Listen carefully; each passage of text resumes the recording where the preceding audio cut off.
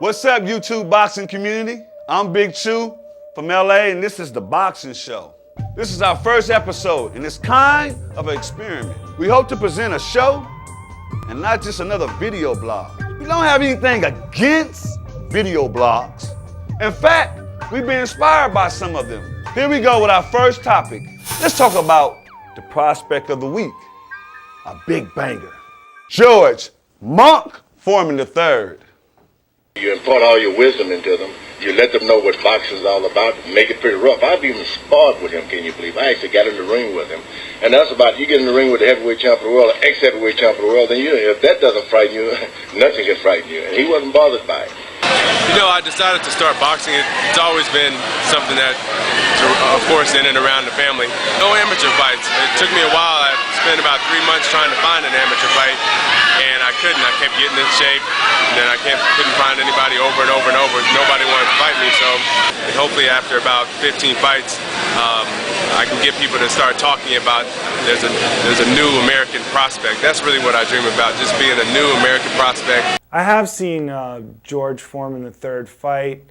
I was decently impressed, although, you know, he's fighting, you know, stumble bums. He's getting these early knockouts. They're trying to build him a resume. Does he look that great? He looks a lot like his father did, with wide punches. He seems to have a lot of power. There's really no way to tell how much noise he's going to make in the division, but you know, down the line, if he keeps winning and improving, and you know, he certainly has a good team behind him and he's got a great bloodline, I could see him being very exciting sometime in the future, and I'm hoping that happens.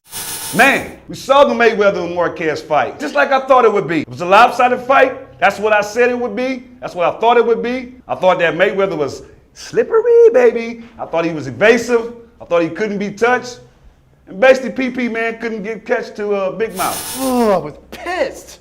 I was hoping by some chance Marquez would just slip in a nice, just a hard knockout punch, because it would have given me so much pleasure to see Mayweather on his back. Saw the fight, wasn't impressed, expected Mayweather to dominate.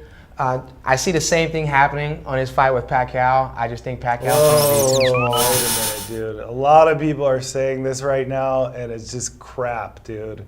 That is nothing like what's going to happen with Pacquiao, man. Come on. Are you going to take that, Mr. Tibbs? He's obviously a big Pacquiao fan. I'm a huge Pacquiao fan, and I was impressed by Mayweather. I thought Mayweather looked great, but you're talking about two completely different guys. Marquez doesn't carry his weight up like Pacquiao does. Pacquiao carries his power up. Marquez didn't look good at 147. Stay in it, stay in it. I'm liking it.